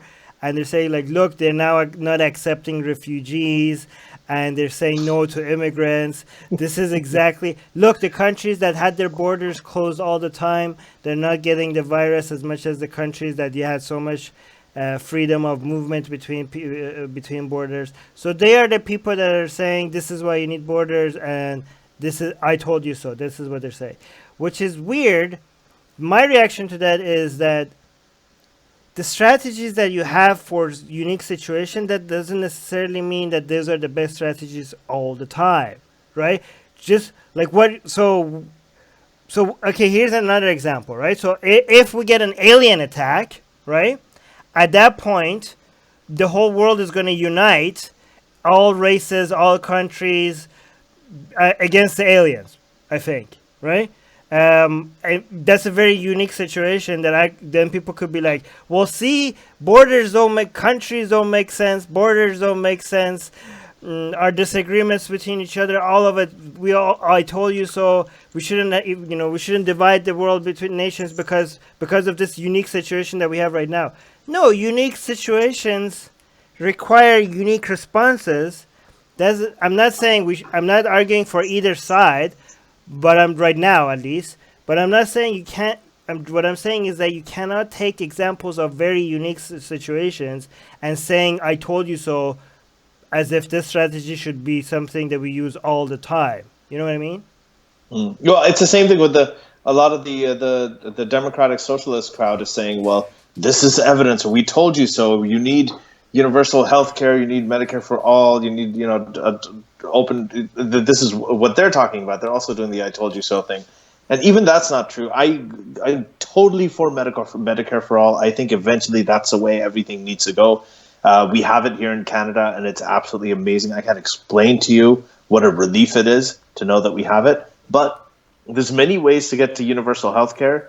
France has a hybrid public-private system, around 70% public and 30% private. And, they've been hit really hard. Italy got hit really hard. Italy has a single-payer system. They have Medicare for all. They got hit really hard. And so there's a variety of different countries, different places that have been hit.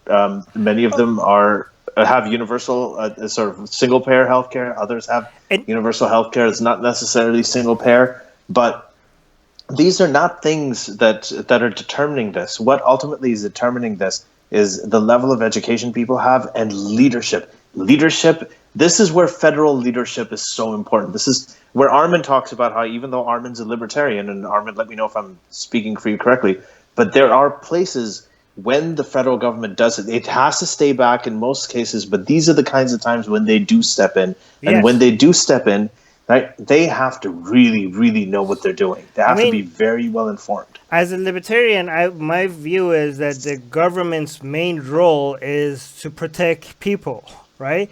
And this is where the government steps in. This is what you do. This is to protect people against a disease.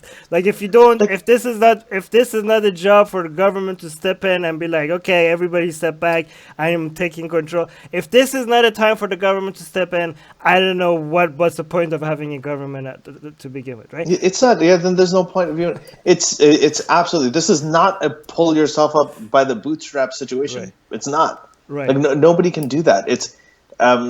You have a situation where, there are people who can't pay their rent, and the government has got to tell them, hey, listen, just don't pay your rent. We're not going to hold it against you. And that pisses off the landlords who are dependent on the rent to pay their mortgages or to pay whatever they need to do. And they get upset, and the government has to tell them, well, we're going to give you some kind of compensation for it. Right. We're going to forgive your mortgage payments for this amount of time. Like, there's so many things that the government I don't know what the can best do policies now to help people. But there needs to. I know the government. The best policies, the toughest decisions are not between good and bad. They're between bad and worse. Right. Those are the really difficult decisions. But I'm saying a lot of people are just sitting at home and just be like, I think the government should do this with mortgages or do this, and they're thinking it's okay to come up with these guesses, but just realize that the best solutions are complicated, and I just hope that really good people are advising the politicians, and the politicians are listening to them,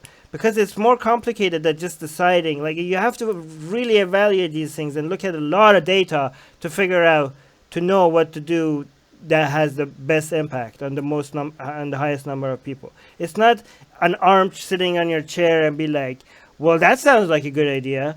Well, it's not that easy to figure out what's a good idea. That's what I'm saying.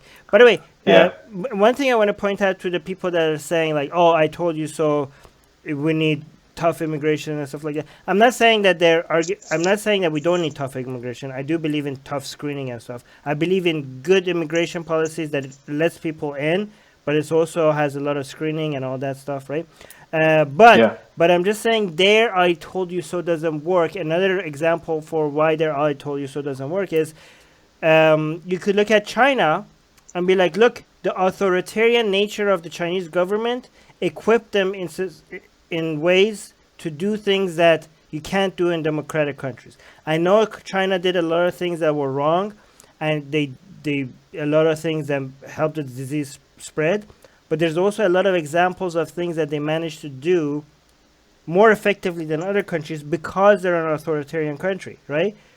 Is that a case for authoritarianism right now? Like, is there anybody go be like, see, this is why we can't have democracies. This is why authoritarianism is better than democracies. Like, no, you wouldn't say that. So just because you come up with unique examples for why in certain situation something works, that doesn't mean that that's the best thing for at all times, right? Mm-hmm. It's a very unique. Exactly. Right. Very well said, Armin. There's some comments I'm going to read. So let's go through some of the comments over here. Azad is saying, oh wait, hold on, let me start from the beginning. Yeah, Azad is saying the mistake that is made by many people, readers of research papers, is that they make assertions from the abstract rather than getting into it. I think that that's okay. The only time that's a problem, if you're looking at the abstract will sometimes tell you, what the paper is about and what the results are. And they're usually pretty good about it in most cases. The only problem is if you just go by the incomplete information, you think that that's pretty much all of it. If you want to really critically read something, critical reading when it comes to papers is very important. If you are processing or reading scientific papers, the way to do it, I think, is to read, look at the figures, look at all of the charts and graphs and everything. Come up with your own idea, interpret them yourself, and then get into the text. Oh, it's okay, yeah. But you're suggesting something that works for you, but most people, if they look at the data, they're not going to get the right interpretation. No, I'm saying if you're in the field, if you're in the field, if you don't know the data, if you're not in the science field, then chances are you're not going to get much out of the abstracts with most papers anyway. But if you're in the field, then the best way to really do it, I found, is I always like looking at the graphs and the figures and the tables, just looking at the data and making my own interpretation, and then going ahead and really diving into the paper. But that's a good point. Jim is saying, if you're a Republican, 90% chance you trust what Trump says. This is the reason that the conservatives, unfortunately, this time have been hit harder. Like they just have. Bolsonaro in Brazil, like he's tested positive. This guy, Boris Johnson, tested positive for the Trump thing. Okay, but it's not fair with Boris Johnson, because for Boris Johnson, it's expected for somebody that keeps meeting so many people. He does, yeah. And in all honesty, Boris Johnson, there's conservative leaders who've been good on this. I think Boris Johnson generally, right now, with the measures he's taking, he's doing the right thing. Doug Ford here in Ontario, people used to call him the Canadian Trump. He's nothing close to the Canadian Trump. I think he's been very good. He's been very compassionate. And, I didn't vote for him. But, man, I mean, he's a conservative. He's done well. But generally what's happening is that, yes, Trump is saying a lot of stuff out there. He said it's going to go away like a miracle. He went out, and this is one of the most criminal things that he did, is he went out and he said that hydroxychloroquine and azithromycin, take these two medicines, and this is a cure. It's okay, like this is going to be a cure for them. Though. He didn't say it is. I mean, there are. No, he didn't say.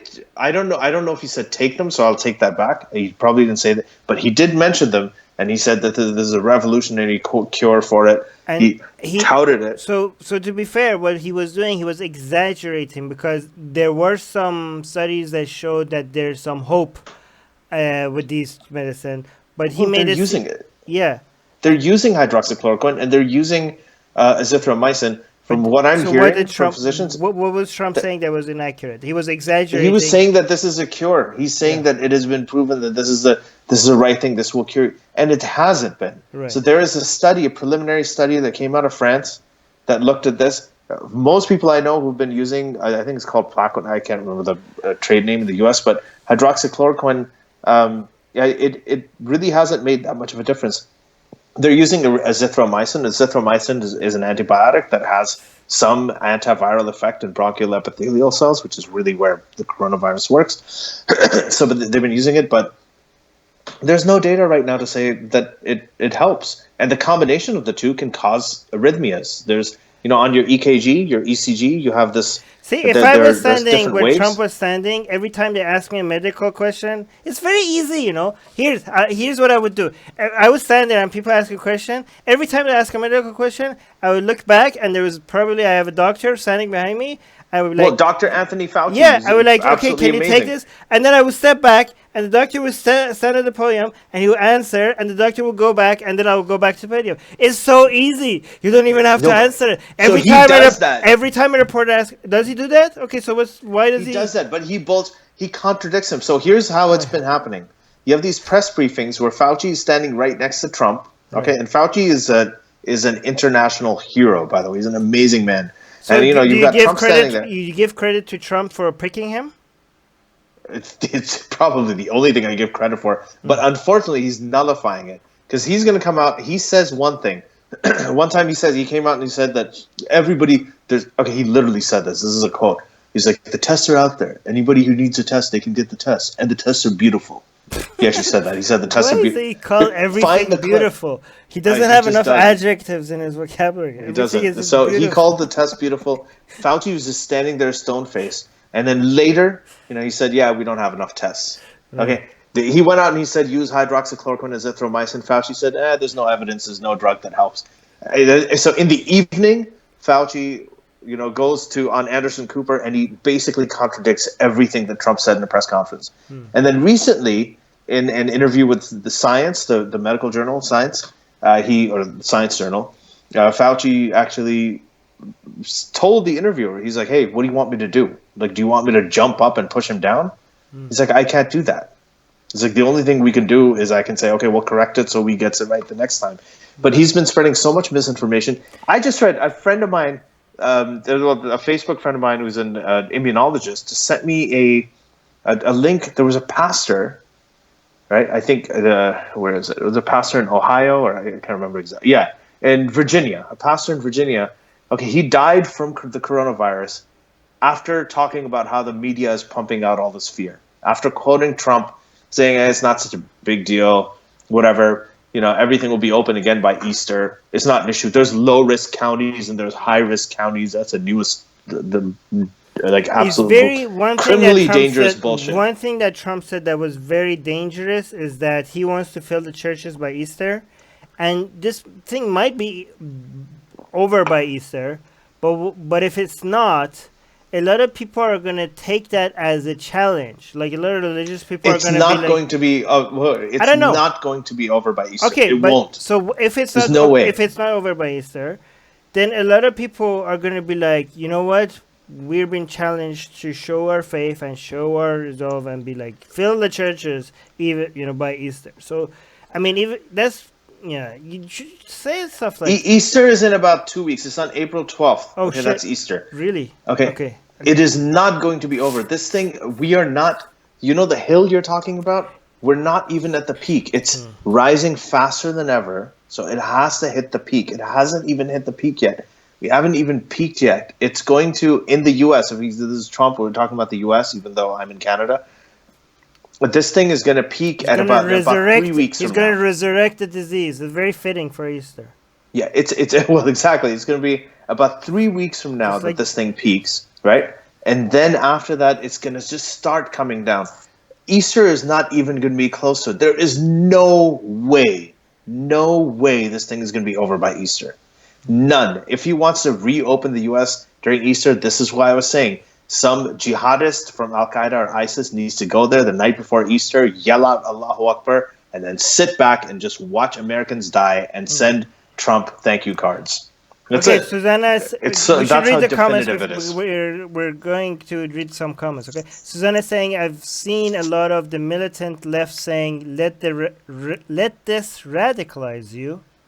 Let what radicalize you? The coronavirus? BJ No, saying, they're saying radicalize you in the sense that they say they're radicals because they believe in Medicare for all and uh, single payer healthcare. oh yeah, So yeah. A lot of Bernie supporters are saying, "See, this is why we need Bernie." yeah, just like a lot of Trump supporters are saying, see, this is why we need closed borders. So it's Right. they're everybody, always there's everybody always has their like a own. nice Yeah, balance there with the Bernie people and Trump yeah. people. It's just funny. Um, Sunnis were saying like, "See, this is China. This is God's punishment on China for treating Muslims bad." And yeah. then when Iran got it, Iran was Muslim, but Iran is the wrong kind of Muslim. They're Shia, so they were like saying, yeah. Anyways, BJ saying, Oh, by the way, I do believe in borders and I do believe in universal healthcare. yeah, I am just saying, it's just that what they're saying, I told you so stuff is just dumb. yeah, yeah. I believe in But borders too. in this context, BJ yeah. saying saw someone stating that Indonesians, what? Indonesians that are rich are renting entire hospital floors just in case they need them and others cannot use them. I don't know how true that is, but if it is true, wow. Also saying It's horrendous. the weird attitude that don't get angry unless you know if it's true. The weird attitude that led the um, trending hashtag boomer remover early in March was a bit disturbing. What do you guys think? Boomer remover. It's I thought fun. that was funny. It's I don't funny. know, man. I think dark humor is fine if you don't mean it, okay? Dark humor is fine if you don't really mean it. I think it's fine. But Yeah, if that's. it's really I different, mean, I got slammed by because I was talking about how if I got coronavirus, like, yeah, if you get coronavirus, yeah, wash your hands, separate yourself from your family, wear a mask, and then go to every Trump rally you can. Like, it's a joke. It's not. It's like the boomer remover thing. It's I do not wish any ill on anybody right? at all. It's just. I thought it was kind of cute. They're doing. Everybody of younger generations does this to older generations. Right. It's just a joke. In India, people are facing police brutality in attempt to make the lockdown what executed. Oh, on other hand, government is not helping people for one time food at least. Worse in the Gujarat and Delhi. Yeah, I don't know. That's okay. That's That's well, yeah, we talked about that. okay. It's a terrible situation. You've got a national lockdown there, but unlike the Western countries, they can't provide everybody tax benefits and childcare and Right. food and all of these things like they can here in Canada and the U.S. So it's much easier to do the social isolation and Chris the is social saying. distancing here. Chris is saying, what is your take on the $2 trillion stimulus package that was officially signed earlier today? Seems like, again, Occam's razor, if you could get such a bipartisan bill passed, it seems like it might be a good idea because not that many things unites the left and right. I don't know. What do you It's think? not going to make it's not going to make everybody happy. There's a lot of people very upset about it. But it seems like the right There thing. are, yeah, there's a lot of Republicans that are upset about it, a lot of Democrats upset about it, but I think it's necessary. You have to do it. Right. You gotta do the stuff. You gotta do it fast. The funny thing is that the one senator who opposed the original thing on coronavirus, one of the first votes about whether they can get started with this, was Rand Paul. He's the one who opposed it. He was the only senator who opposed it, and he's also the very first senator to be diagnosed with coronavirus. So Yeah, but don't be careful not to feel good about people who are not liking the things that you like, and all of a sudden they get corona. Be like, aha, you didn't support something that helps, and now you have the corona. Like, don't get happy. Dark humor. sometimes it's yeah, but you can't help. People can't help when they get happy or sad, Armin. This is the thing. You can think, okay, this is not right. Okay, For if me you to do feel get this way, but it's happy, hilarious. self-reflect and see if you could get disturbed by the fact that you got happy. It's like the milkshake thing, right? When they milkshaked Neil for this No, guy let's not open that Raj, can of worms now, and like that's gonna okay. it was wrong. It was wrong, but I laughed. I couldn't Okay. help it. Blonde infidel. Oh, blonde infidel. Hello is saying what? Jaquin. Okay, can you read? I don't know what this name. I don't know where you are. Okay, Joaquin Phoenix? Jacinda Ardern in New Zealand seems to be Oh, doing a great job. Science plus kindness. We have a small country though, easier to deal with. Oh, is that okay? I don't know the name of the just in person. Auburn. Yeah, yeah. In New Zealand, they're doing a good job, and she's a really good leader. Hmm. Jacinda Alburn is a really good leader. Wait, what's her name? Okay. Jacinda Auburn, I think, or is that her Okay. name? Yasin Al-Fateh is saying Ardern. Arden. Jacinda Ardern, Yasin not is Auburn. saying, oh, that's a surah name. Yasin. Yeah. Ali, did you know that a lot of Muslims on Reddit are Islam are calling you a hate-filled terrorist who should get his medical license revoked for your tweet about Trump rally and coronavirus? Wow, Ali, you're getting into more controversy than me. This is great. Get some of the heat off of my back. I mean, if you are being called So on, what's his name? Yasin. Yasin, yeah, Yasin. It's like the boomer remover thing. yeah. We just talked about how it's just something that people do. It's a joke. People can joke about anything. It was a joke. I haven't.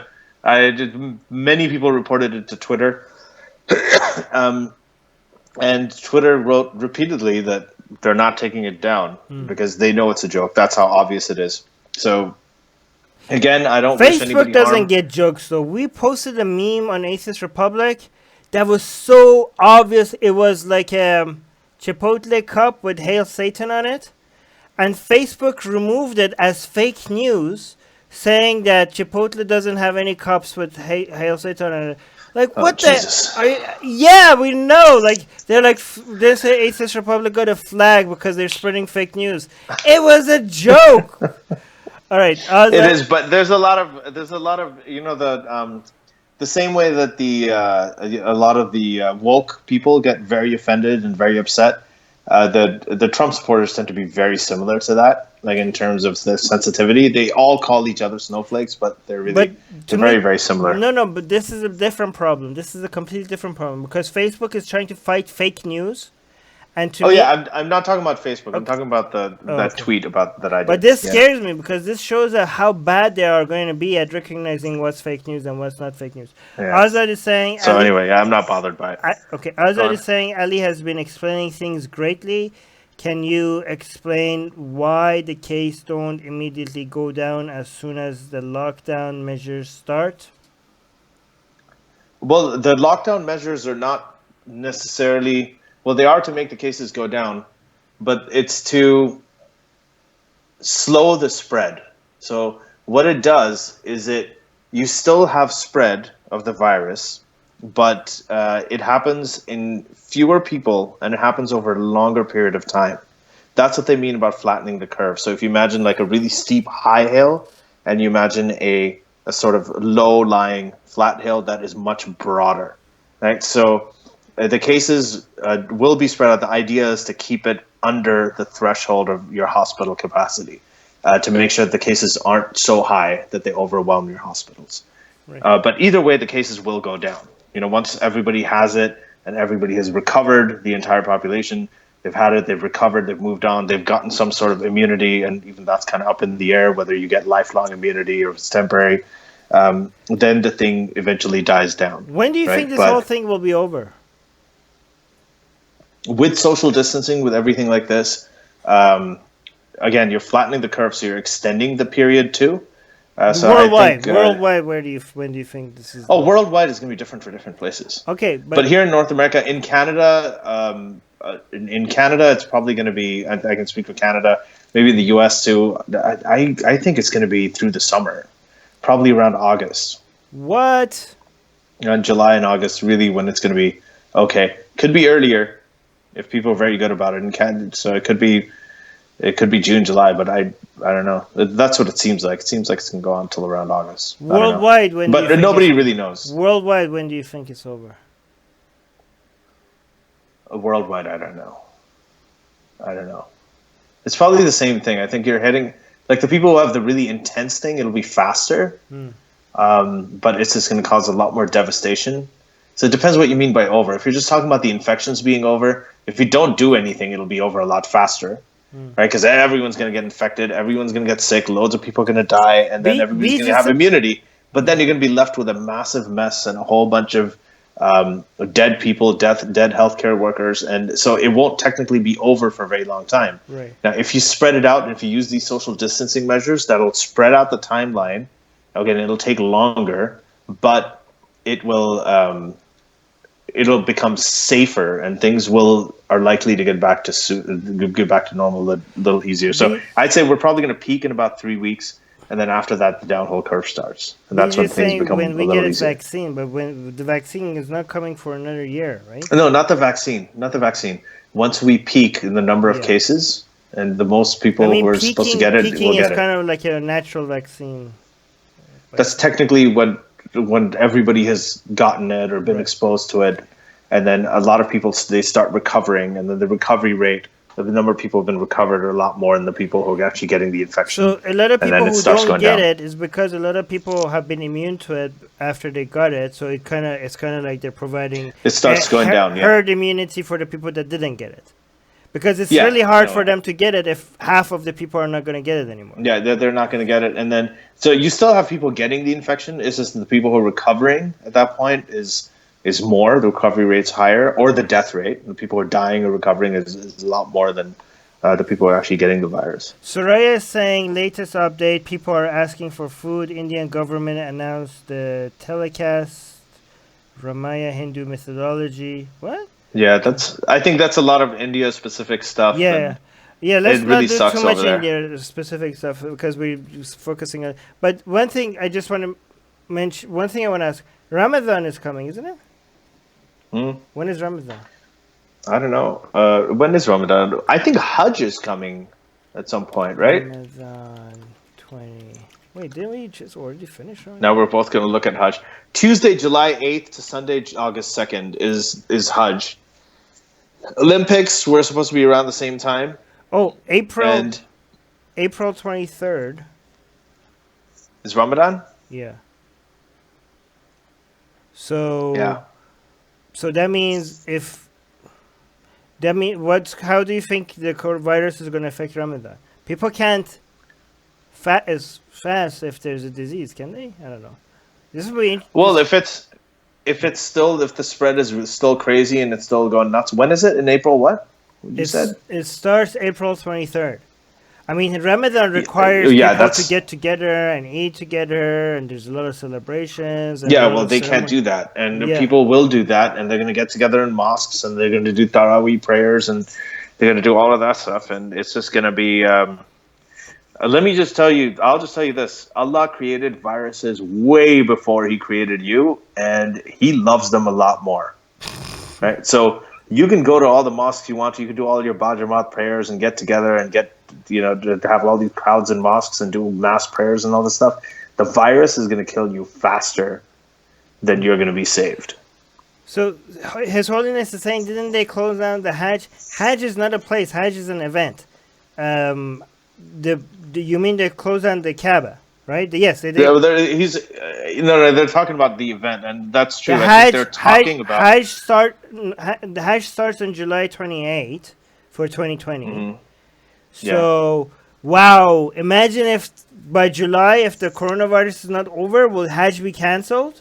Yeah, it's going to have to be canceled, and This they've already will- hinted at it. Have we ever had this happen in history before, that Hajj was cancelled? I don't know. This will be the first Hajj that is cancelled. Well, the Olympics have also been canceled this Yeah, year. but right? this is I don't. Yeah, but this is more significant when it comes to what we talk about. Like Hajj cancelled. That's that would be, wow. Imagine the memes Yep. coming out of that. All right. I know that's gonna be pretty nuts.